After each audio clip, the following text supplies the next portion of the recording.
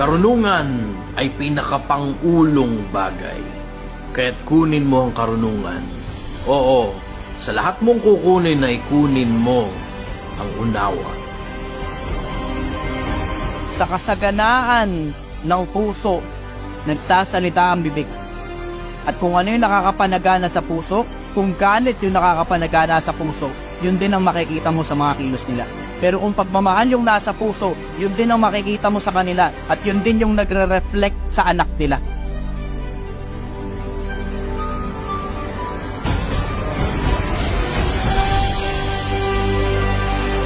I want to appeal to intelligent individuals. Kung pakiramdam mo mas matalino ka kaysa sa akin, ikaw dapat yung nagsasalita rito. Ikaw dapat yung nakaupo rito, hindi dapat ako. Hindi ko naman dapat ilalabas yung mukha ko sa social media. Kasi yung kabobohan ng majority ng mga vlogger, hindi ko na matiis eh. Komportable na yung mga bata na pinapastos yung mga magulang nila. Hindi naman ako dapat yung nagsasalita rito eh. Hindi naman ako masyadong matalinong tao. Hindi naman ako masyadong importanteng tao eh.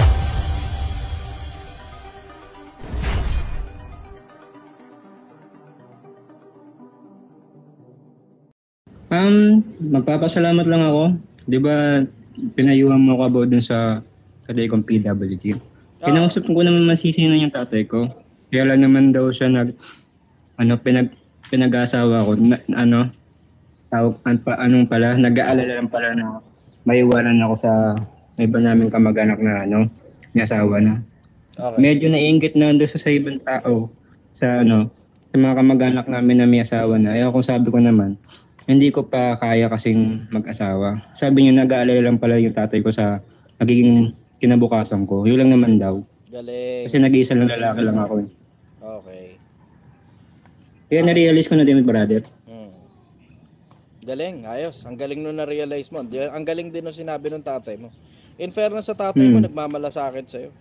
Kasi ang napansin kong isa sa mga common na problema ng mga magulang, and this goes in general, lalo na sa panahon natin ngayon, ang daming mga magulang na walang pagmamalasakit sa sarili nilang anak na ang gusto pigain na lang yung anak nila ng pera kapag ka nagtatrabaho na sila. In your case, nag-aalala pa rin yung sa'yo yung tatay mo kahit matanda ka na, which makes it outstandingly good. In fairness sa tatay mo, mabuting tao ang tatay mo. Mahalin mo yung tatay mo hanggang sa dulo, brother. Naiyak nga ako sa sinabi niya, mamamatay na din daw ako sa kalagayan niya daw ngayon, sa parang mamamatay na ako na. Kung gusto ko sana, hiling ko lang sana sa habang buhay pa ako. Sana makita ka na may kasama kang may kasama ka sa nagmamahal sa'yo kung sakaling mawawala na ako. Mga ganun siya, naiyak ako sa ganun. Ganun talaga yun, brother, kasi alam mo, isa sa mga bagay na katotohanan ng buhay yan na isang araw mamamatay tayo. We're not going to stay in this life for very long. Hindi tayo mananatili sa buhay na to ng masyadong matagal. Averaging ang buhay ng tao nasa 60 lang naman. Mahaba na sa 70, swerte ka na pag umabot ka ng 80. Grabe yung tindi ng swerte mo pag umabot ka ng 100. Pero ang pinaka-common, averaging, nasa 60 lang tayo mahigit eh. So i-ready mo lang yung sarili mo sa ganun. Pero one way or the other, lahat naman tayo doon naman ang punta sa kabila. Nagkakatalo yan kung ano ginagawa mo sa buhay mo. So you make sure that you are an outstandingly good person, hindi lang sa paningin ng tao, kundi sa paningin ng Diyos. Yun ang importante. Ang importante, yung tanggapin ka ng Diyos sa kabilang buhay when it's time to leave. Kuha mo yan, brother. Kuha ko, brother. Follow-up question. Nabunutan ako ng tinig sa sinabi ng tatay ko. Kasi matagal ko dinamdam yung sinabi yung parang napilitan kasi ako ng pinag-aasawa. Parang ngayon ko lang na-realize na mamalasakit pala yung tatay ko. Isa pa, brother, yung konsepto rin na siguro isa yung pagmamalasakit, pero isa rin baka kasi gusto rin makita ng tatay mo yung apo niya. Baka ganun. Possibility rin yun. Gustong makakita ng bagong bata sa pamilya. As you grow old, marirealize mo rin yun. And when I say as you grow old, lahat tayo bilang tao, minsan may mga pagkakataon, alam mo yung deep down, sana may anak ako. Ano ba? Deep down, sana may apo ako kahit may anak na ako. Merong gano'n ng mga tao kapag tumatanda eh. And that's not coming from me. That's coming from the old individuals na mga nakausap ko sa mahabang panahon. Kasi mahilig ako makipag-usap sa mga matatandang tao. Yun yung mga bagay na natutunan ko sa pagtanda. Na yun yung dahilan din kung bakit gusto ko talagang kausap yung mga matatanda eh. Kasi saner mind comes into play when you talk to old individuals. Yung alam mo yung sober yung isip mo, tapos hindi matatanggal yung kayabangan sa'yo pag nakapag-usap ka sa mga matatandang tao eh. Kasi ma-realize mo yung mga bagay na totoong importante talaga sa buhay. Hindi lang yung tungkol sa konsepto ng pera, tungkol sa konsepto ng yaman, kayamanan, kayabangan, kasikatan, kapangyarihan. Pagka matanda ka na bilang tao, hindi na masyadong importante sa'yo yung mga ganung bagay. Pagka hindi ka na nagbibrip, ganun. Pag di ka na masyadong nagtututbrush. Kapag alam mo yun, kapag mas gusto mo ng laging nakahiga kaysa nakatayo, pag gusto mo ng laging na lang nasa bahay kaysa lumalabas, pag gusto mo ng laging tahimik, ayaw mo ng maingay. Makipag-usap ka sa mga ganong mga matatandang tao, you will understand na maraming bagay ng buhay na hindi pa natin naiintindihan bilang mga bata, kaya na naintindihan na ng mga matatanda. Yung konsepto ng gusto mo ng continuation ng lahi mo, na gusto makakita ng anak o gusto makakita ng apo, gusto mong makakita ng continuation ng lahi mo kasi you know one way or the other we're all going to die. Pero one way or the other, you would want to have your bloodline propagate para hindi mamatay yung lahi sa'yo na lang. Ganun. Bagay. Follow-up question, brother. Ito naman sa akin, personal ko lang. Sa unang-una mong pagsalpak sa Tondo, Manila, ano yung pinakamahirap na sa Tondo, Manila? Yung nagbabalik ka pa ng Teresa. Nagbabalik ng ano? Nagbabalat ng Teresa. Nagbabalat ng tareta. Kasi nakita ko yung sitwasyon mo doon. Oo. Alam mo, nagbabalik kami tayo tapos may ihi. Sabi ko, bakit nagagawa mo yung ganun, sabi ko. Paano mo nagagawang i-manage yung sarili mo na wala kang kaarte? Ako, medyo maarte ako. Kaso, ikaw, sabi ko, ikaw yung influencer na, sabi ko, tama sira ulo to ka mo. Gumagawa niyo yung parang komplikado sa aming mga middle class, katulad sa akin. Yung ikaw, bumaba ka talaga sa laylayan ng mga mahihirap na ordinaryong mahihirap lang talaga. Paano mo nagagawa? Paano mo hindi ka na maarte sa isang bagay na hindi ayaw kong gawin? Katulad ng ginagawa mo nung nasa Tondo ka pa lang. Napakahirap ng ginagawa. Kaya bilip na bilip nga ako sa yung ginagawa mo yun. Pinapakita mo sa mamayang Pilipino sa bansa natin. Paano mo nagagawa i-manage yun? Parang sinasalpak mo sa amin na madali lang talagang kumita kung gusto mong gawin. Kung gusto mo yung mga mahihirap na bag. Kaso madaling kitain. Sabi ko, paano mo nagagawa yun? Alam mo, tama ka nga ron, mahirap nga. Kasi naaalala ko yung unang linggo ko ron, diretso nasusuka talaga ako sa amoy. Puta, mula dun sa kalsada, ang tapang na agad nung amoy ng basura. Pasok ka pa sa looban, grabe intindi. Kasi yung buong lugar na yun, ang hanap buhay talaga nila, basura. And I'm not coming from the standpoint na mataas na tao ako. Okay lang sa akin yun, pero hindi sa ganong level na grabe yung buong lugar talaga amoy basura. Hindi ko makakalimutan yung experience na yun eh. Pero alam mo yung mas manananaig sa akin kasi yung pagmamahal sa kapwa-tao ko na masyado nang marami sa social media yung nagpapakita na nagtuturo. Lahat na lang sila puro turo. Turo. Lahat na lang puro turo, lahat na lang puro turo, lahat na lang puro sabi-sabi, ang daming ebas. Pero wala masyadong kayang ipakita. Hindi nila kayang ipakita ng actual eh. Ako naman, ang nasa isip ko, maraming mga kapwa-tao ang matututo. Kasi alam mo, isa sa mga bagay na pinaka-effective na paraan ng pagkatuto, hindi lang sa akin kundi pati sa maraming mga tao, yung pag ipinakita mo, monkey see monkey do ba? Monkey see monkey do. Yung pag pinakita mo kung paano ginagawa, yan yung pinakamabilis na paraan para tao matuto. Ngayon, wala rin lang naman nagpapakita ng ganun sa social media kung paano ba talaga ginagawa yung pagyaman at lahat na lang nagpapanggap na mayaman sa social media. Lahat na lang nagsasalita ng tungkol sa pagyaman, might as well may magpakita man lang. Halos wala eh. Halos wala eh. Tingnan mo, papansin mo, halos lahat ng influencer sa social media na nagsasalita ng tungkol sa pagyaman may binebenta. Pansinin mo yun. Halos lahat ng mga nagsasalita ng tungkol sa pagyaman, merong binebenta. Ngayon, ako naman, wala akong binebenta eh. Ang akin, gusto ko lang talaga makatulong sa kapwa-tao. Pwede mong sabihin, hindi, yung sinigang mo binibenta mo yan. Hindi kasi yung buong Project 1M kasi pinapakita ko kung paano gumawa ng 1 milyon. Yun ang konsepto eh. 'Di ba? So ngayon, magbebenta ka talaga. Bakit? Kailangan mo yung pera ng ibang tao para flourish yung kung ano man yung bagay na ginagawa mo para maipakita mo sa mga tao paano gumawa ng 1 milyon. Yun ang dahilan bakit ako nagbebenta ng sinigang dito. Pero tingnan mo, alam mong hindi naman pera ang purpose nito eh. Bakit? Tingnan mo, sa dami ng mga taong nanonood ngayon at nakikinig ngayon, imposible naman lahat kayo makapunta rito sa sinigangan ko, pambira ka naman. May mga, tingnan mo, pansinin mo, mga taga Visayas type nga ako, mga taga Mindanao type nga ako, mga bandang Ilocos region pataas, type ako. Mga Bicol region pababa, type ako. Tignan mo ngayon kung gaano karaming mga tao ngayon yun ang gagaling sa iba't ibang lugar na alam mong yung mga tao na hindi na makakapunta rito yun para bumili pa ng sinigang. Ayun, tingnan mo. Merong Mindanao dito. Ayan, Jeff, ako. Oh. Taga saan kayo? Type nyo nga kung taga saan kayo. Ayan, Ilocano. Tamo? Yung mga yan, hindi na makakapunta rito. Ay, ito, Bicol. O, yan. Oh. Bicol, Mindanao. Yeah. Antipolo, ito Antipolo kapitbahay ka lang diyan, pambira. Bahay lang yan. Mindanao, Mindanao. Luzon, Zambales. Oh, yan. Kita mo, work abroad yung isa. Yung iba abroad, yung iba Baguio, Pampanga, Taguig. Yung mga yan, hindi na makakapunta rito yan, Negros. Bukidnon, makakapunta pa ba dito yan? Ayan, mga nasa YouTube, ganun din. Ako, Mindanao. Alam mong, Laguna, Singapore. Tada mo, hindi na makakapunta dito yan para bumili ng sinigang. So alam mong hindi talaga pera ang purpose nito. Wala man akong pakialam kung makabenta ako ng sinigang o hindi eh. Di ba? Wala akong pakialam kung may mga followers ako na bumili ng sinigang o wala. O talagang purely mga taga rito lang talaga yung bumili. Basta kami, makakabenta kami rito.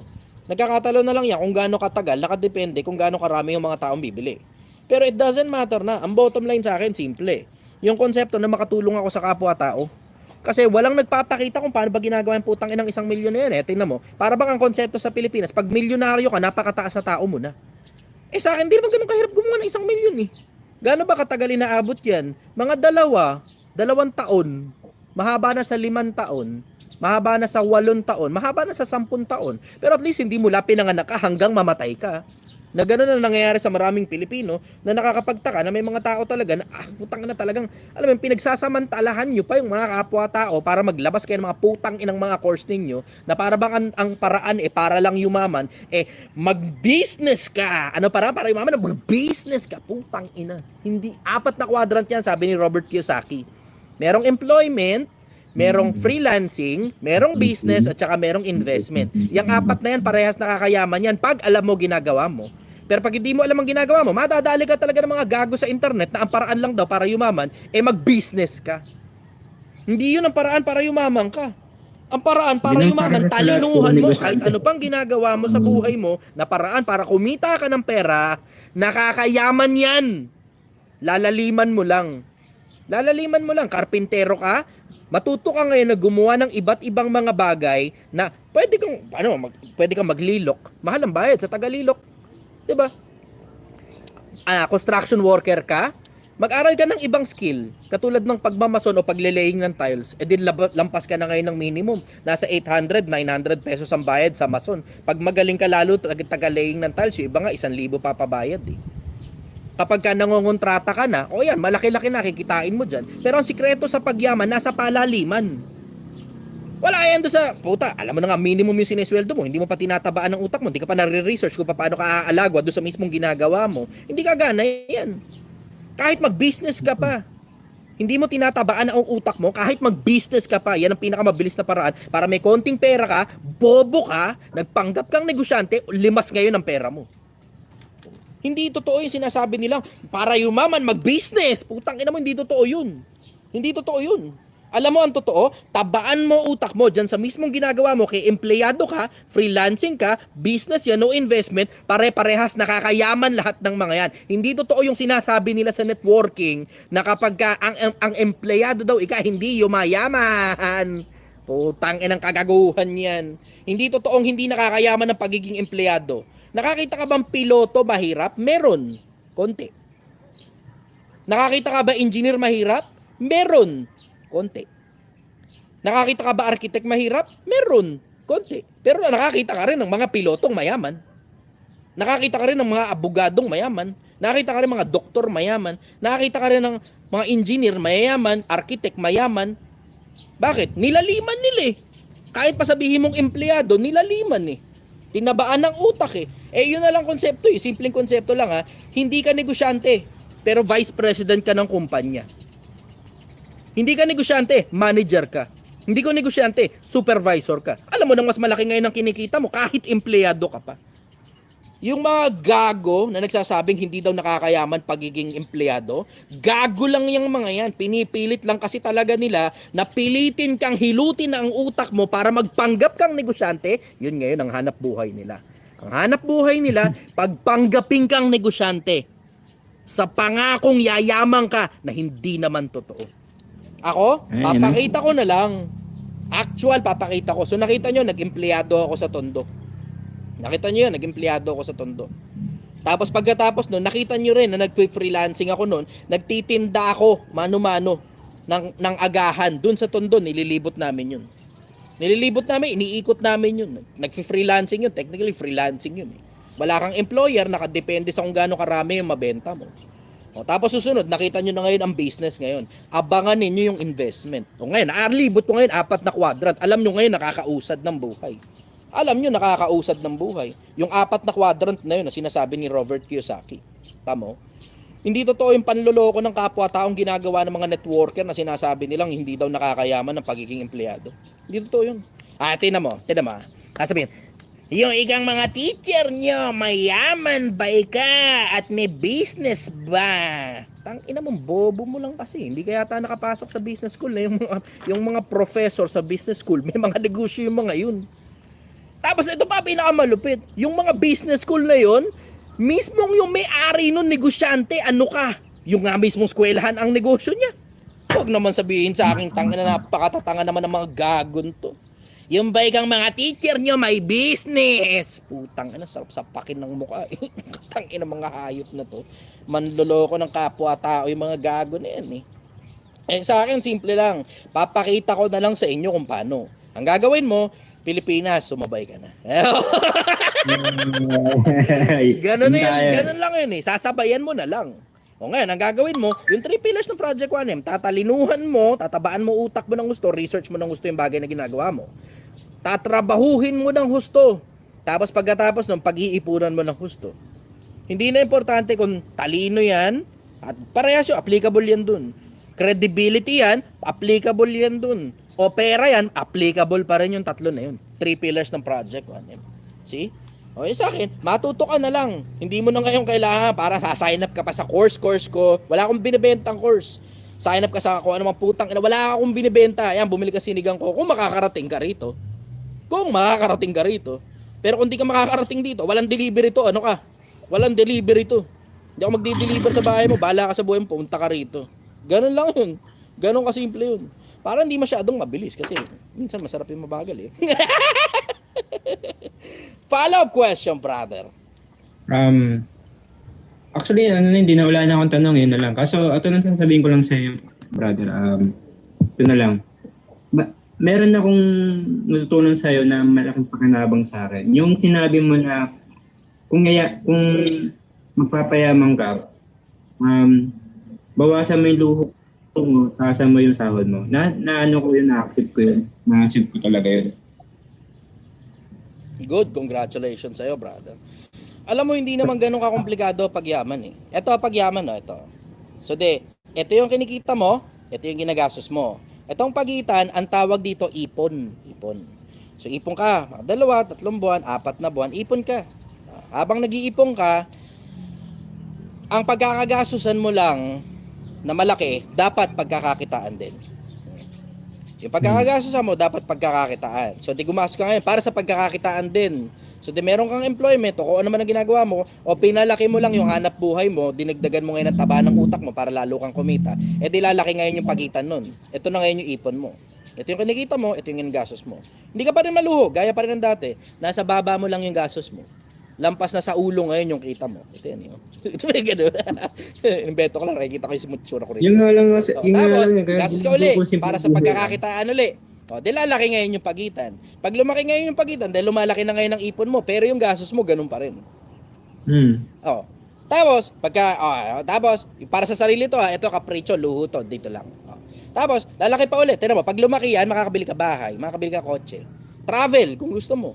Kahit pa sports car, pwede yan, naabot ka ron Hindi naman ganun kakomplikado yung konsepto ng pagyaman eh. Totoo, tinatago lang talaga nila sa inyo yan para manatili kayong mahirap. Para pag nananatili kayong mahirap, bili kayo ng mga putang inang course nila. Bili kayo ng products nila.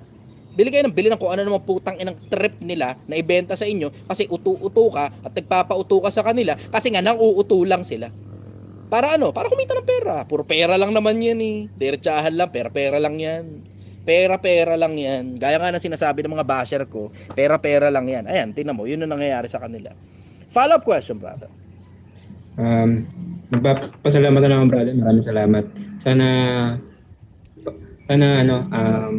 marami ka pa matulong at sana sana kunin na ako nito. Hindi naman. Papanalangin ko. Yun na lang. Papanalangin ko na tanggapin ka sa kaharian sa langit. Yes. Anong iba? Yes. Thank you very much, brother. Okay, next tayo. Okay, next. Alvin. Ayan, Alvin. Yung mga gusto umakyat sa live, ito yung comment bar. Yung katabi lang nung comment bar, yun yung option bar. Good morning, Alvin. Tagasang ka?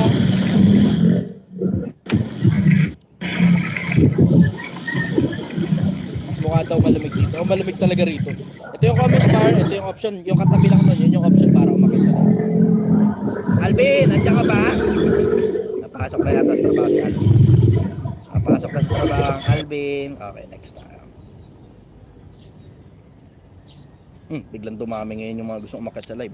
Bumuo sila biglang dami. Charles! Good morning, brother. Tagasang ka? Hey, good morning, boss. May tanong lang ako. Sige, tagasang ka? Laguna, boss, Kabuyaw. Okay, anong tanong mo? Boss, naniniwala ka ba sa Panginoon? Oo. Naniniwala ako sa Diyos. Follow-up question, brother.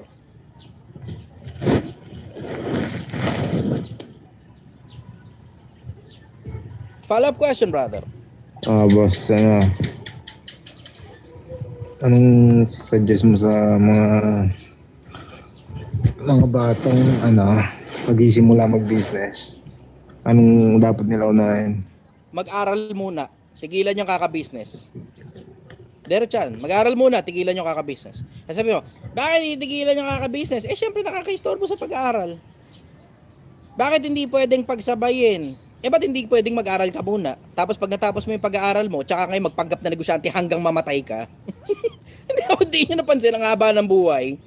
Ba't kailangan mo ipilit, diba? Kailangan mo pang hatiin yung isip mo na baka makapasa ka sa school, baka hindi rin. O baka mataas yung grades mo, o baka hindi kasi naistorbo ka ng pagnenegosyo. Hindi talaga ako fan ng konsepto na lahat na lang ng tao dapat pagnegosyo. Tapos sa dami ng mga kabataan na tumitigil. Alam mo yun nga yung iniskuro sa ibang mga influencer. Lalo na yung mga putang inang pinipilit lahat na lang ng tao kailangan magnegosyo. Diretso ka, nakakainis yan eh. Na para bang pagkabata kailangan magnegosyo. Tangina, ba't hindi kaya mag-aral ka muna, tabaan mo muna utak mo in case hindi mo alam, wala kayang gustong makipagnegosyo kapag hindi ka marunong magsalita. In case hindi mo alam, wala kayang gustong makinegosyo sa'yo kapag hindi ka marunong ng putang inang business letter, spelling na lang nahirapan ka pa. In case hindi mo alam, tangina grammar lang hirap ka pa, tapos palagay mo aalagwa ka sa negosyo. Puto, pag-aralan mo naman muna yung basic ng buhay, makukuha mo yun sa eskwela ka. Boss, may tanong pa ako. Sige, go. Yung pinag-aaralan ba ng mga bata sa school magagamit ba sa future? Oo. Yung mismong pagbabasa, pagsusulat, pakikisama, at maraming iba't iba pang mga bagay. Naaalala ko nung 3rd year high school ako, may accounting kami. Huwag naman sabihin sa akin, di napapakinabahan ng accounting sa business. Diba? Naaalala ko na meron kaming science. Naalala ko na meron kaming math. Naalala ko meron kaming geometry. Naalala ko meron kaming trigonometry. Alin doon ang mga hindi mapapakinabangan? Diba? Sa akin, simple. Baka hindi ka lang nag-aral lang mabuti kaya hindi mo naintindihan kung saan ginagamit ngayon yung mga bagay na yan. Tignan mo, isipin mo. Pag mag-i-engineer ka, kailangan mo ng geometry. kapag ka mag-aano ka, yung ano nga sin, cosine, tangent na hindi alam ko halos wala nang pakialam ang mga tao ron na ordinaryong taong bayan. Wala ka lang malay eh. Pero ano yan ginagamit yan para kalkulahin yung mga distansya na wala ng lupa. Kapag ka magpipiloto ka, mapapakinabangan mo yan. Kapag ka magkakapitan ka ng barko, mapapakinabangan mo yan. Sine, cosine, tangent. Pagka mag-astrophysicist ka, distansya ng mga planeta at saka ng mga bituin, napapakinabangan ng sine, cosine, tangent eh. Hindi mo lang alam yun kasi ordinaryong taong bayan ka nga kasi. And when I say ikaw, hindi ibig sabihin ikaw mismo, Charles. Ibig sabihin, yung mga taong nagsasabi na walang pakinabang yan, ordinaryong taong bayan ka eh. Pero pag nagpalalim ka at nagpakataba ka ng utak mo, malalaman mo ngayon na pag piloto ka pala, napapakinabangan pala yan. Pag kapitan ka pala Boss, ng barko, may tanong pa napapakinabangan ako, pala yan. boss. Sige, go. Kailangan ba ng passive income kasi hindi habang buhay malakas ang tao, hindi habang buhay magtatrabaho eh. Walang Kailangan masyadong kahit hindi maraming passive income sa mundo eh. Oo. Nakita ko dalawa lang ang passive income eh. Yung market in general, as in siguro stocks ganun, lalagay mo yung pera mo sa blue chip. Hindi kasi habang buhay malakas ang tao, hindi kaya magtrabaho eh. Kailangan kahit di magtatrabaho, may income siyang Magtayo ka ng negosyo. Kahit mahina ka na, kaya mong manihuhin yung negosyo mo habang nasa ospital ka at mamamatay ka na pag malaki na yung negosyo mo. apartment, maganda. Apartment, pwede rin yun. Yung stocks mo, yung bonds mo, yung MP2 mo, 'di ba? Marami yan, brother. Passive income plus yung galaw mo pa. Plus nag-i-invest ka pa. Pero sa akin, diretso mag-active income ka muna. Kasi may mga tao, baliw na baliw sa konsepto ng passive income. Kaya nga sila pumapasok sa networking. Akala nila, kapag ka nakarami na ng downline, passive income na yan. Hindi, tanga. Pag hindi mo manage yung grupo mo, tatanggalin ka sa networking. Sinasabi lang nila yun. Na kapag ka nakarami ka, passive income na. Passive income. Talaga ba?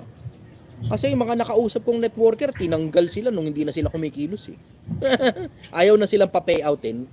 Oo, hindi yung tinanggal na sinabi tanggal ka na. Pero ayaw na silang pa-payoutin, iniipit tapos kailangan mo raw pumunta sa office. Nakakabalita ako eh. Tapos yung mga iba, bakit? Kaka-invest mo ng kaka-invest eh. Wala kang malay, puta. Ikaw hindi mo alam kung ano ginagawa mo sa pera mo. Congratulations, sila rin ang nagpapa-invest sa'yo. Di rin nila alam kung ano ginagawa nila sa pera mo. Basta ang alam nila, nasa bulsa na nila pera mo. Yun. Follow-up question, brother. Hindi ko alam kung Dennis to o Dennis.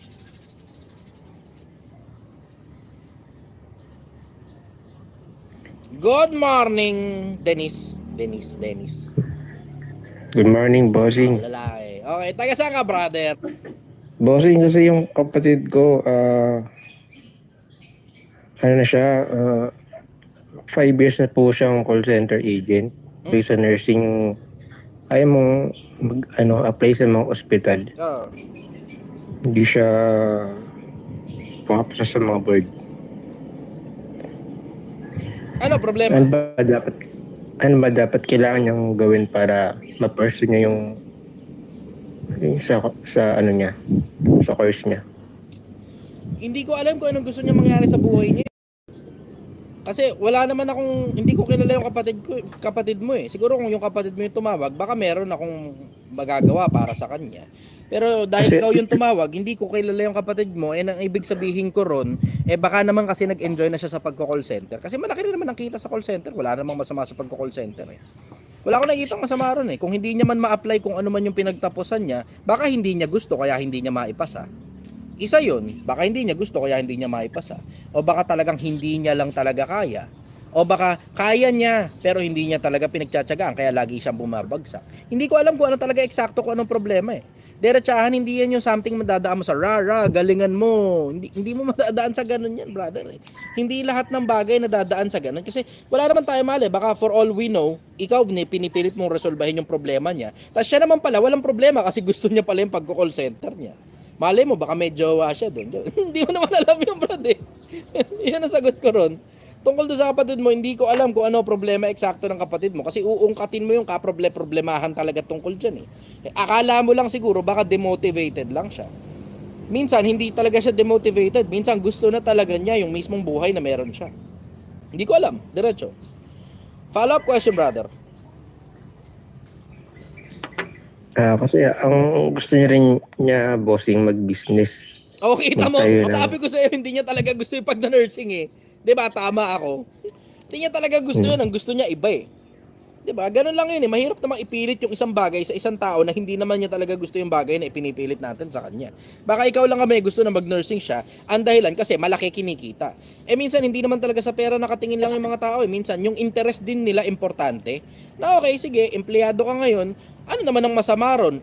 Kung nag-e-enjoy ka sa pagka-empleyado, tapos miserable pala ang buhay mo pag nagsimula ka ng negosyo halimbawa.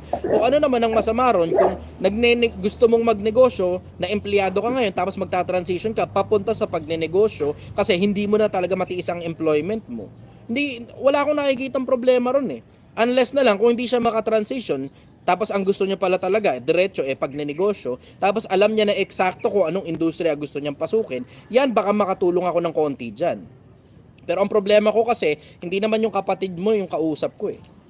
So alam mo yun, pag ikaw ang nagtawid ng message, baka hindi maging mas effective, baka hindi maging epektibo yung message na itatawid mo. Minsan kailangan mo ring i-consider na, alam mo yun, wala tayong enough na credibility minsan sa isip ng mga taong nakapaligid sa atin. And when I say wala tayong enough na credibility, yung too much familiarity breeds contempt. Na kapag regular mo ng kasama, lalo na katulad niyang kapatid mo, maaaring hindi makinig sa'yo kapatid mo. Yun.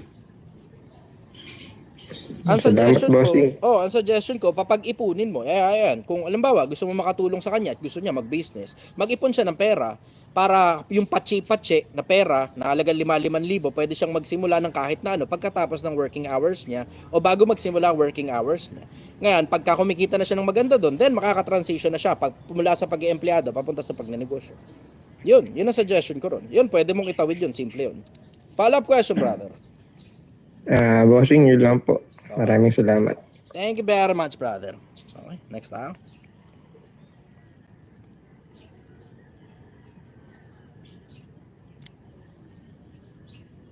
Jairo. Hello. Good morning, brother. Taga saan ka?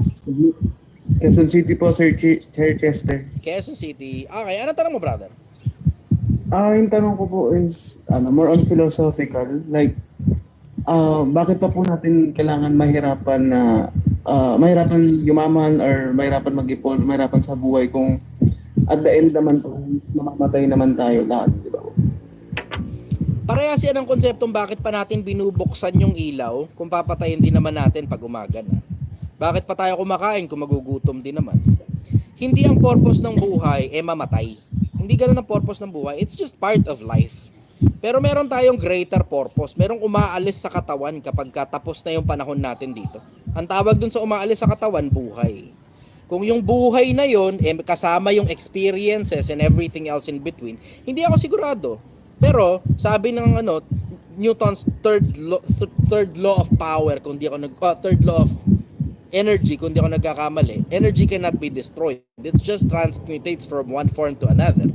So ibig sabihin, kung i-consider mo na energy, yung buhay, then umaalis yung buhay sa katawan pagkatapos na mamatay ang katawan.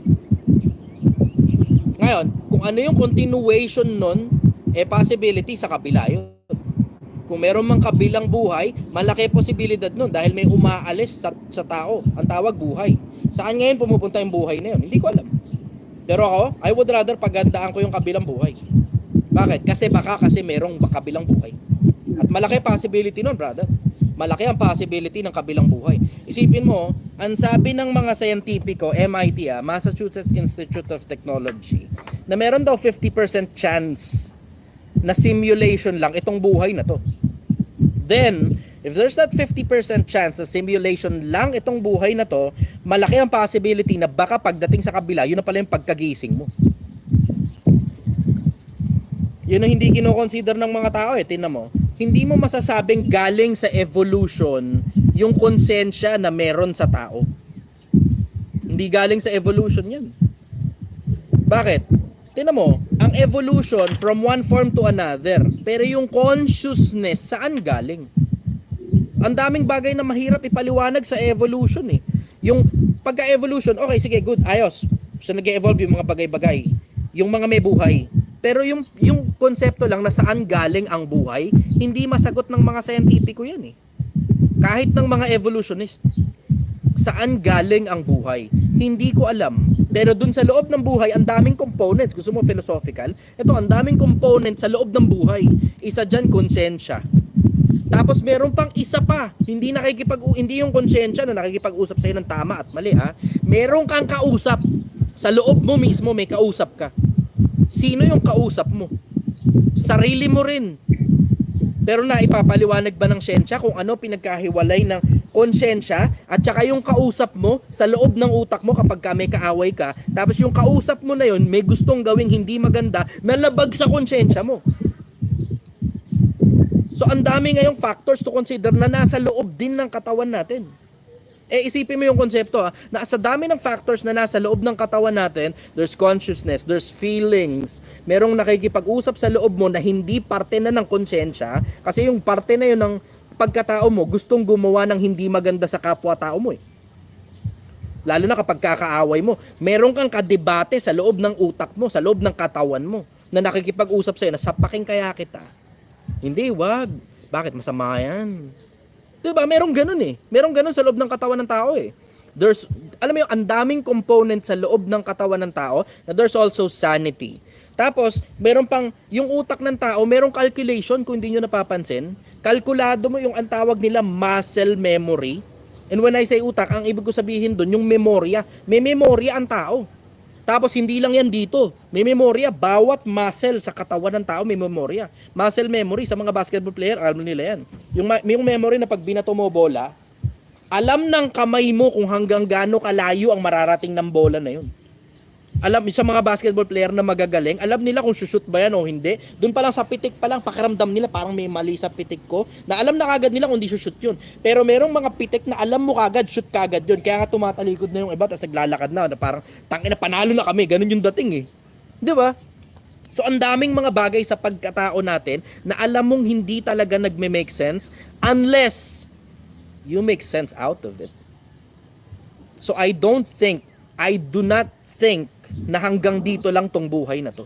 I do not think na hanggang dito lang tong buhay na to. Merong source ng buhay, yun ang palagay ko. At syempre, nanghuhula lang ako. Pwede mo sabihing mali ako. Baka naman kasi wala.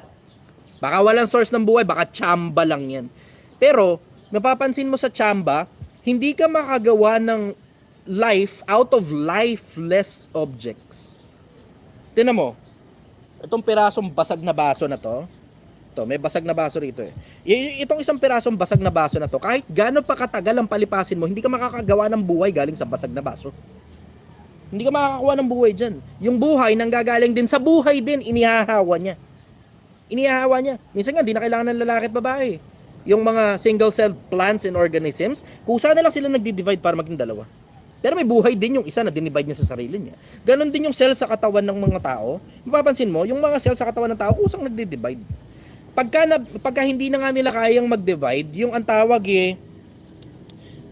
nakalimutan ko ano, telomere. Yung telomere, kung tawagin. Pag hindi na kayang mag-divide ng cell ng tao, o nung, alam ko yung telomere, yung duluhan ng DNA, tama ba ako? Yung duluhan ng DNA yun eh. Yung duluhan ng DNA na yun, pag hindi na kayang mag-divide nung duluhan na yun, doon na ngayon dumarating yung pagtanda. Pero if there's any way para yung telomere na yun, manatili na nagdi-divide, tangina, pwede tayong maging immortal. Imagine mo, meron na tayong pruweba ng immortality sa mundo eh. In case hindi nyo alam yung immortal jellyfish, it just divides itself para dumami siya nang hindi namamatay, maliban na lang hindi natural cause ang kinamatay niya, kinain siya halimbawa, o by accident namatay siya. Pero kung natural lang, yung immortal jellyfish, dinidivide niya lang yung sarili niya. Technically, siya pa rin yun eh. Dinidivide niya lang ng dinidivide yung sarili niya hanggang dumami siya ng dumami. Yung immortal jellyfish. Imagine mo, may pruweba tayo ng immortality sa mundo. It blows my brain na may pruweba tayo ng immortality. Tapos it also breaks my brain na merong mga hayop na katulad ng water bear, yung tardigrade kung tawagin. Putang ina, halos indestructible yung tardigrade na yun. Kahit 1,000 degrees Celsius, hindi na mamatay. Tang inang tindi. Dalhin mo sa outer space, hindi na mamatay kahit bitin yung oxygen doon. Okay siya, buhay pa rin siya, entire degrade. Ang lupit. So meron na tayong kahit papaanong pruweba ng halos indestructible at halos immortality na. Meron yung mga bagay na nabubuhay. Yung halimbawa, yung giant sequoia tree sa California, yun 6,000 years old na yung iba ron eh. Merong bagay na nabubuhay sa mundo ng libu-libong taon. At sobrang tibay at sobrang tindi. Eh imagine mo, tayong mga tao, mas mataas ang kaisipan natin kaysa ron sa mga yun eh. Diba? Isipin mo, mas mataas ang kaisipan natin kaysa ron sa mga yun, tapos tayo 60 years lang. Diba? There's probably a continuation on the afterlife. Hindi yan sa konsepto na, dito ka sa buhay na to. Alam mo, ito nga palagay ko, and I may be wrong, maring mali ako Isa sa mga palagay kong dahilan kung bakit kailangan mong iwan yung mga bagay na meron ka rito na hindi mo madadala sa kabilang buhay para hindi ka maglumagak sa buhay na to. Yun ang palagay ko. Kasi sabi ni Kristo yun ingatan ninyo ang sarili nyo. Ang buhay ng tao ay hindi sa pagkain o sa pag-inom. Hindi ang buhay ng tao ay sa kasaganaan ng mga bagay na tinatangkilik niya. Hindi yan ang purpose ng buhay na marami kang pagkain, marami kang inumin, may sports car ka, may yate ka, may mansion ka, nakayabang-yabang lang naman lahat yan. Tingnan mo, pansinin mo, yung mga yabang-yabang na yan, alisin mo lahat ng tao sa mundo, ikaw lang mag-isa. May yate ka, may sports car ka, may mansion ka. Tignan natin ngayon kung masaya ka pa. Tignan natin kung masaya ka sa yate mo, sa sports car mo, sa mansion mo nang ikaw lang mag-isa at wala kang niyayabangan na ibang tao. Pansinin mo. May mga tao naglulumagak sa ganun na ang sarap kasi ng pakiramdam na pinupuri ka ng iba. Ayos Ngayon lang nangyari yan. No. Ngayon lang ako nakakita ng ganyang karaming ibon ditong lumilipad ng sama-sama. Tignan mo. Ayan Ngayon lang mangyari to. Ang saya nila Tignan mo, yung mga ibon na yan, maligaya sila na magkakasama Meron ba sports car yung mga yan? Putang ina. Diba? Ni helicopter nga, hindi nila kailangan. Nakakalipad sila ng sarili lang nila Diba? See? Ito mo, pansinin mo, ang buhay ng tao, matuto ka lang galing sa mga hayop Diba? Ang mga hayop, tingnan mo pusa, tingnan mo aso. Pagkatapos silang kumain, maligaya na silang matutulog. May pagkain ka lang diba? Yun hindi naintindihan ng mga tao Gano'n ba talagang karaming pera yung putang inang gusto mo? Diba? Gano'n karaming pera yung gusto mo? Gano'n karaming pera? Magkano ba talaga hinahabol mo? Hindi magkaintindihan dyan Diba? Hindi magkaintindihan. Pagka ba may kotse ka na, okay ka na rin sa perang pumapasok sa'yo? O baka kulang pa rin yung perang pumapasok sa'yo?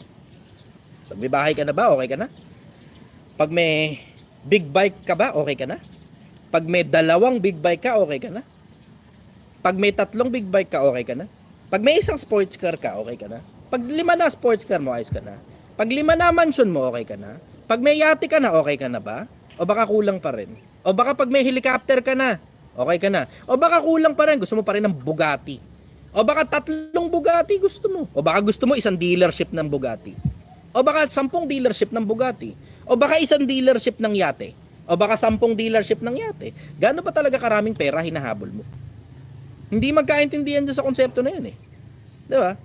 Hindi magkaintindihan dyan sa konsepto na yan. Kaya nga sinasabi ko sa inyo, Pilipinas, binibigay ko na mismo sa iyo, pamigay na to, pamigay lang. Ibibigay ko sa inyo yung paraan kung paano maging milyonaryo. Bigay lang. Tapos pag naging milyonaryo ka na, maiintindihan mong hindi pala pera ang purpose ng buhay ng tao.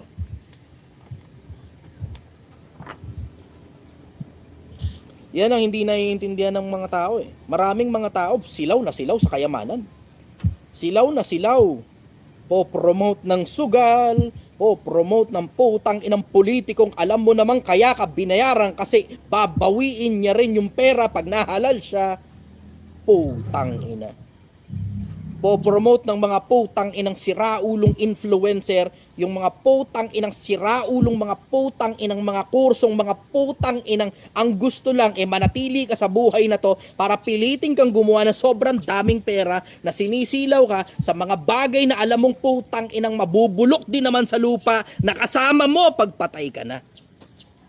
Hindi nag-iisip ang mga putang inang mga tao. Hindi mo man lang iniisip, no, we only fucking live in this weird, evil world for a short amount of time. Sandali lang tayo dito. We only get to live in this life for averaging 60 years. Yung iba nga, 40 anyos pa lang, naninigas na eh. Sipin mo yun. Yung iba, 40 anyos pa lang, 30 anyos pa lang. Yung iba nga, stillborn. Tapos ito ka ngayon, you think that because of your system that is working properly, dahil lang sa sistema ng katawan mo na gumagana at wala kang nararamdaman, you think that you're fucking going to live forever para habol ka ng habol sa pera. Putang ina. Yan ang namamangha ako sa mga tao eh. Namamangha ako sa mga tao. It amazes me. Siguro dahil hindi nyo pa kasi natitikman yung pakiramdam ng maraming pera eh. Yun nga yung dahilan kung bakit sinasabi ko sa inyo sumabay kayo rito sa Project 1M. Para pag yumaman ka na, you will understand na hindi pera ang purpose ng buhay. Hindi pera ang purpose ng buhay. Sa akin, hindi ganun kakomplikado ang buhay eh. Ang buhay, simple. Kung may gumawa o wala, hindi ko alam. Pero kung may gumawa man, sigurado akong ang gusto niya ay matuwa siya tungkol sa bagay na ginawa niya. Ang tanong ko sa'yo, palagay mo, kung may Diyos ba na gumawa, natutuwa kaya siya sa'yo? Yun. Follow-up question, brother. Maganda po yung sinabi niyo, Sir Chi. May follow-up kasi kaya ako natanong yun. Kasi naguguluhan ako sa buhay. Like, may tito po ako na, wala siyang naipundar. Like, mahirap po siya. Sobrang hirap niya. Then, meron din po akong tita na may naipundar tapos pinag-agawan lang ng kapatid. So nalilito ako, ano po ba yung tama? Yung magpayaman or mag-enjoy na lang sa buhay, maging komportable. So parang nalilito po ako ngayon kung anong landas po yung tatahakin ko. Maging mabuting tao sa paningin ng gumawa. Yun. Hindi na importante kung marami kang pera o konti lang ang pera mo. Kasi tinan mo, alam mong yung mismong sarili mo, yung sistema mo, alam mong hindi ang purpose ng buhay yumaman eh. Bakit? Kasi kung ang purpose ng buhay yumaman, sana maraming mayaman. Bakit mas marami mahirap sa mundo? 'Di ba? At may mga scientifico nga na nagsasabi na hindi raw built ang isip ng mga tao dun sa konsepto ng pagyaman. Hindi built ang isip ng mga tao sa konsepto ng pagyaman. Tingnan mo, bakit hindi innate sa atin yung yumaman? Bakit may mga tao na grabe yung putang inang tindi ng yaman, pero may mga tao talagang hirap na hirap talaga sa buhay. Bakit? Paano nangyari yun? Tapos, ang malupit pa nun, yung inequality na 1% lang yung mga bilyonaryo, tapos 99% nag-aagaw-agawan na doon sa natitira. Tingnan mo, paano nangyari ngayon yun? Kasi nga, hindi nga kasi built ang mga tao para yumaman. Hindi nga man lang built ang mga tao para magsugal eh. At meron mismong statistics na nagsasabi niyan, hindi built ang mga tao para magsugal. Kaya yun ang dahilan kung bakit napakaraming mga tao na pag nagsugal, nauubos talaga lahat ng meron sila kasi hindi nga built ang mga tao para magsugal. Built ang mga tao dun sa konsepto na alam mo sa sarili mo, nararamdaman mo yan sa sarili mo. Nararamdaman mo sa sarili mo na gusto ng loob mo na maging mabuting tao until someone converts you to being a bad person because of money. Alam mo sa sarili mo yun. Alam mo, it feels outstandingly good, it feels outstandingly awesome ang pakiramdam nung para ka rockstar kapag mabuting tao ka. Pero, binabranding nga nila yan ng kakornihan, na para bang pag mabuting tao, kakorni ka, na para bang pag ang gawain mo, kagaguhan, kaistupidohan, kabobohan, at kumikita ka dyan sa ginagawa mo, para bang ikaw na ngayon ang importanteng tao. Because of what money can do. Dahil sa kapangyarihan niya ng pera eh. Yung buying power kung tawagin nila. Ang sarap kasi na dumikit sa isang taong may nagagawa. Resultado. Yun yung konsepto nun eh. Isipin mo ngayon, yun ba talaga ang purpose ng buhay? Magparami ng pera? Nagkakatalo kung saan mo gagamitin yung pera. Nagkakatalo saan mo gagamitin yung pera. Alam mo yung pakiramdam na may pera ka. Alam mo rin yung pakiramdam na maraming taong nakikinabang sa'yo dahil may pera ka. Pero sa akin, hindi naman ganun kakomplikado ang buhay eh. 'Di ba? Alam mo yung masarap na pakiramdam na nakatulong ka sa mga tao dahil sa pera mo. Dahil sa talino mo, dahil sa meron ka. tas nagpapasalamat ngayon sila sa'yo. Nakaka-addict kaya yung pakiramdam na yun. Tangina, sa lahat ng mga bagay na na-testing ko sa buhay na to, ang isa sa mga pinaka nakaka-addict na alam mong hindi ka mapapasama, yung pagpapasalamat ng mga tao dahil natulungan mo sila. Yun yung isa sa mga bagay na nakaka-addict. Ang sarap sa pakiramdam pala nun. Grabe yung pakiramdam na ano, yung pakiramdam na alam mo, nakatulong ka sa kapwa-tao. Tapos hindi mo naman alam na natulungan mo pala siya. Tapos ang malupit na parte doon, nagpapasalamat siya sa'yo out of nowhere. Na, hindi yung binigay ko sa'yo ito, dapat magpasalamat ka sa akin. Hindi. Yung pakiramdam na isa ka sa mga natulungan na hindi ko nga alam na natulungan ka pala. Tapos eto ka ngayon, nagpapasalamat. Sabi ko, iba pala yung pakiramdam nun. Ano? Sabi ko, alam mo, nasa isip ko, siguro ganun din ang pakiramdam ng Diyos kapag ka nagpapasalamat ka sa Kanya sa mga bagay na hindi naman talaga niya diretsyong binigay sa'yo. Nakatanggap ka lang. Pero hindi talaga siya mismo yung nagbigay sa'yo nun. Nakatanggap ka lang. Dahil because of, di ba, mga bagay na surrounding circumstances na ginawa ng Diyos, ganun. Tapos nagpapasalamat ka sa Kanya. No? Ganun yung pakiramdam ko eh. Ako, saan galing yung ganung pakiramdam? Kasi alam mo, lahat ng mga tao, alam mo ang sarap ng pakiramdam na may nagpapasalamat sa'yo kasi natulungan mo siya. Kahit basher ka pa, kasi nakikita ko daming basher dito eh. Kahit basher ka, alam mo yung sarili mo. Di ba? Alam mo sa sarili mo, yung ang sarap ng pakiramdam na may natulungan kang tao tapos nagpapasalamat siya sa'yo. Alam mo yun, ang sarap sa pakiramdam nun. Ngayon, ako naman, it doesn't feel wrong kasi hindi yan katulad ng masamang pera eh. In case hindi nyo alam, obvious naman sa itsura ko na nakatikim na ako ng masamang pera sa maraming panahon bago ako lumitaw sa social media na mukhang siraulong tao. Diba? Alam mong nakatikim ako ng maraming masamang pera in the past at masarap ang pakiramdam nun. Diretsan, masarap talaga pakiramdam ng masamang pera. Masarap. Kasi sabi din yung Solomon yun eh. Yung ninakaw na tinapay, ninakaw na tubig, masarap. Sabi ni Solomon yun eh. Diba? So masarap talaga pakiramdam ng marami kang pera galing sa kagaguhan tong putang ng pera ta. Akin ta. Greedy person ka. Ang sarap sa pakiramdam nun ha. Pero tignan mo, pag ikaw lang mag-isa, masarap pa rin ba sa pakiramdam? O ang nagpapasarap lang sa pakiramdam ng masamang pera kapag naibabahagi mo na sa iba. O nakakapagyabang ka kasabay ng masamang pera. Pero pag ikaw lang mag-isa, does it really feel good? Na meron kang kapwa-taong umiiyak, nadali mo, 'di ba? Does it feel good? Whereas, yung lumapit sa'yo kasi nagpapasalamat sa'yo, ng out of nowhere, as in, wala kayo na-expect. Katulad ng unang caller, 'di ba? Wala naman kayo expect na ganoon eh. Basta ako na-expect ko, magtatanong kayo. Bakit? Yun yung programa eh, magtatanong yung mga tao eh. Pero may nagpapasalamat out of nowhere. Sa akin putang ina. Minsan may mga pagkakataon, naluluha pa ako sa ganoon eh. So, it feels good inside. Tapos yung pakiramdam na nakaka-addict to. Gusto ko pa ng marami pang ganito. Sabi ko sa isip ko, siguro ganun din nararamdaman ng Diyos. Hindi yung addiction part. Pero yung parte na ang sarap sa pakiramdam na merong nagpapasalamat sa'yo na dahil natulungan siya, indirectly yung tulong mo. Hindi diretsong galing sa bulsa ko, bibigay sa'yo, magpasalamat ka ngayon. Hindi ganun eh. Pero indirectly, dahil lang sa dami ng mga bagay na nagawa mo, na alam mong hindi masama para sa kapwa-tao, katulad na itong question and answer ko. Alam mo yung it feels good, ang sarap sa pakiramdam. Ngayon, tungkol dun sa tanong mo, tungkol dun sa bakit nabubuhay, tapos mamamatay din naman, hindi naman kasi ang purpose ng buhay, tungkol dun sa tanong mo na meron kang tito na mayaman at tito na mahirap, alin pa dun yung tatahaking daan, wala sa konsepto ng pera yan, brother. Nandun yan sa konsepto na anong ginagawa mo sa pera. Doon yan. Tungkol dun sa usaping pera, tungkol dun sa usaping pera, anong ginagawa mo sa pera. Yun. Follow-up question, brother. Last na po to. Sige. Actually, Sir Chi, masamang tao din po kasi ako. Dahil sa pera po. Welcome to the club. Nagbabagong buhay ka na ba? Ano po? Nagbabagong buhay ka na ba? Opo, ang pagkakaiba lang po natin, mukha po ako mabait, pero masamang tao din po ako dahil sa pera. Marami po akong kalokohan na ginawa. Ako mukhang masamang tao. At totoo yan. Ako naman nagpipilit lang na magbaka sakaling may kabilang buhay pa para sa akin eh.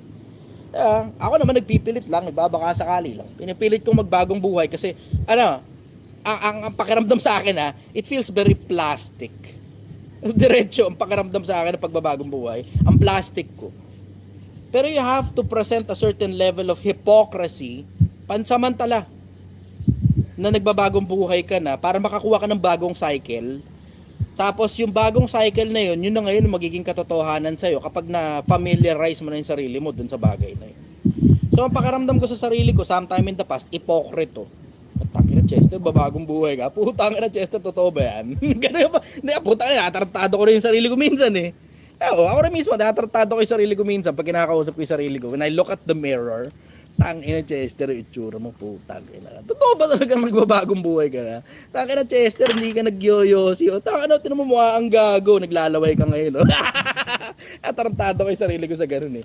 Ayan, ang tagal na ngayon, hindi na ako naninigarilyo. Minsan pa may mga pagkakataon, pag may dumadaan sa ilong ko na amoy ng yosi, napa, kaso ang tagal na eh. Ayoko na i-break yun eh. Ayoko i-break yung sumpa ko sa sarili ko, hanggang mamatay ako, di na ako maninigarilyo. Sir Chester, yung ko doon question is, paano ko po like, kasi kayo, marami kayong followers na nagdadasal sa inyo na sana mapunta kayo sa langit. Ako po, paano ko po ba tatanggapin sa kaharian kung marami na ako nagawang kasalanan? Alam mo, diretso, hindi ko naman alam kung uubra yung panalangin yun. Hinihingi ko lang sa mga tao yan eh. Pali ko ba kung gaganin o hindi? Ewan ko. Bakit? At the end of the day, 24 ng Apokalipsis at binuksan ng mga aklat at binuksan ng iba pang mga aklat na siyang aklat ng buhay at ang mga patay ay hinatulan ayon sa mga bagay na nasusulat sa mga aklat ayon sa mga bagay na ginawa nila. So hindi pala ayon sa panalangin ng mga tao ang pagkaligtasan mo. No. Pwede mong kumbinsihin ng Diyos. Pero kung makukumbinsi mo siya, sa kanya pa rin nakadepende yun. Diba? Sa akin, hindi ko na ba alam kung gagana yung panalangin ninyo eh, diba? Nagbabaka sakali lang ako. Pero ito bottom line, ang sabi doon sa Apokalipsis, yung mga bagay na ginawa mo daw, yung pagbabasihan. Hindi yung ginawa ng iba para sa'yo. Diba? Pinalalangin ka ng buong mundo, tarantado ka pa rin, puta ka, may pag-asa ka ba niyan? Diba? Ikaw ngayon yun, gagawa ka ng paraan para sa sarili mo, makapagbagong buhay ka at makasunod ka sa gusto ng Diyos. Ganon yun, brother. Ganon yun. Sabi naman ng iba, papalagay, hindi ka ayon sa ginawa yan, bla bla. Okay, hindi ayon sa ginawa, pero alam mo rin, nakasama rin sa factor yun, yung ginagawa mo. Bakit? Kahit ano pa sabihin mo, John 3:16 ka, Efeso 2:8-9 ka, kung si Raulo ka pa rin, palagay mo ba konsentidor ang Diyos ng kagaguhan? Diba? Oh, kahit pa sabihin mong sumasampalataya, nananampalataya ka ba mga kapatid? Hindi ka ba nananampalataya sa mga demonyo?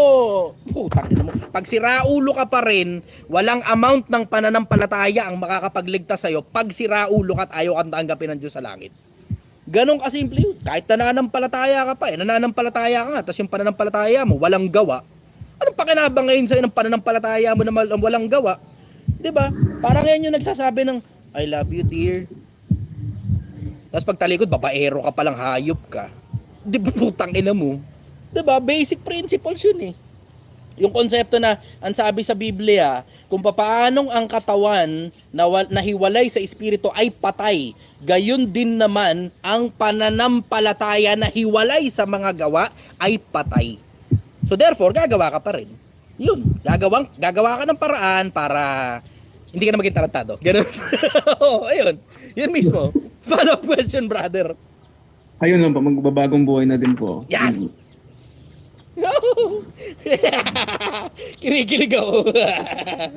Lumutang kinagyan. Woo! Yes. Meron naman ako isa pa. Sasaksi sa akin sa kabilang buhay. Ayos. Follow-up question, brother. Sarap na. Yun lang po. Salamat po, Boss T, para makatanong naman po yung iba. Thank you very much, brother. Galing ka mo sa buhay, ha? Sige. Tanga na, naiihirin tuloy ako. Ayop na yun. Tama kayo.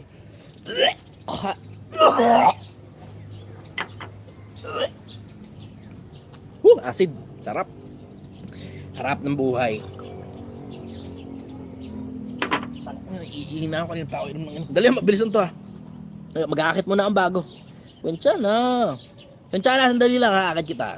Huwag ka mo naalis ha. Diyan ka lang. Wiwi lang ako. Mabilis na to. Ngayon, hindi mo alam kung sino ang tunay na kaibigan. Ang pamilya, hindi mo magmahal sa pamilya.